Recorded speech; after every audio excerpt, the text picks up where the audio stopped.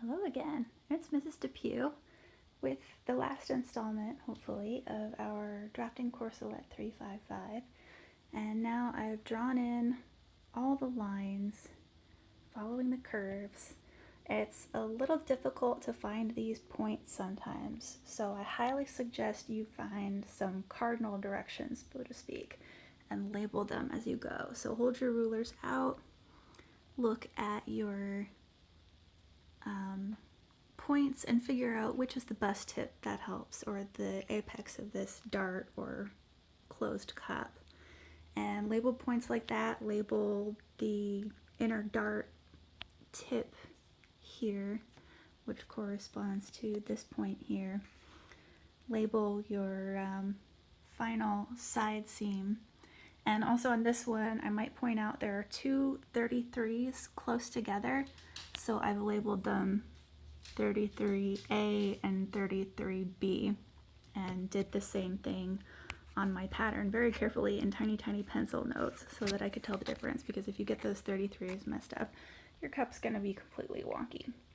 So here's what we've got compared to the pattern illustration, and it drafts up really beautifully. It might need a little truing. So this piece right here from the illustration is that bit of pink, probably satin. So this is sewn from a contrasting fabric cut on the fold to make the center front. And this is most likely sewn from your slightly stretched, probably no more than 10% power mesh or something similar. And this is also cut on a fold. So this tip is going to inset right into the very center front. I've shaded here the darkened spots so that you can see how it corresponds. All of that shading is dead space that you cut out or that applies to somewhere where a seam is.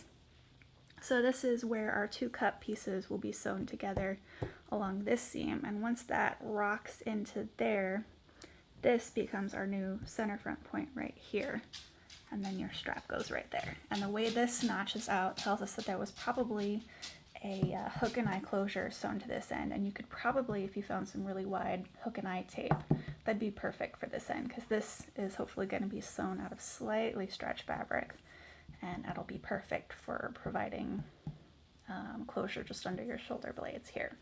So that's the front of our corselette. I'll do the back later if you guys want a video on that, because this is fun and relaxing for me. I know it's irritating for some of you, but I kind of geek out over the whole thing.